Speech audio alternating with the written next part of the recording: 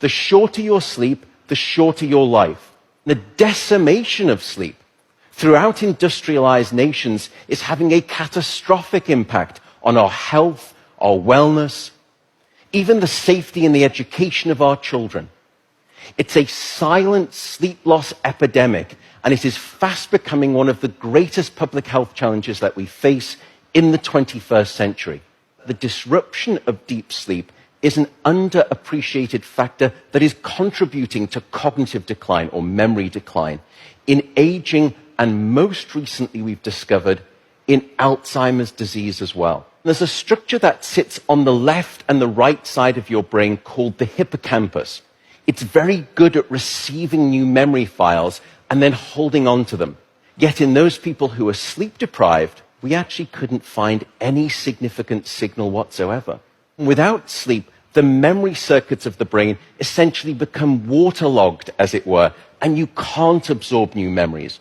We have since discovered that a lack of sleep will even erode the very fabric of biological life itself, your DNA genetic code.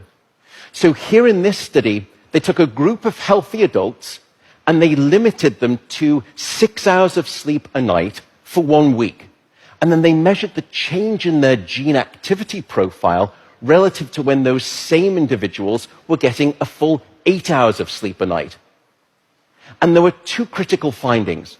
First, a sizable and significant 711 genes were distorted in their activity, caused by a lack of sleep. The second result was that about half of those genes were actually increased in their activity, genes associated with the promotion of tumors, genes associated with long-term chronic inflammation, and genes associated with stress, and as a consequence, cardiovascular disease.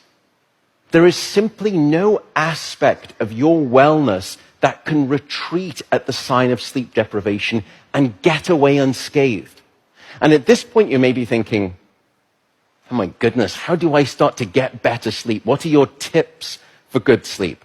The first is regularity. Go to bed at the same time, wake up at the same time. No matter whether it's the weekday or the weekend, regularity is king. And it will anchor your sleep and improve the quantity and the quality of that sleep. The second is keep it cool. Your body needs to drop its core temperature by about 2 to 3 degrees Fahrenheit to initiate sleep and then to stay asleep. And it's the reason you will always find it easier to fall asleep in a room that's too cold than too hot. So aim for a bedroom temperature of around 65 degrees or about 18 degrees Celsius. That's going to be optimal for the sleep of most people. Sleep, unfortunately, is not an optional lifestyle luxury. Sleep is a non-negotiable biological necessity. It is your life support system.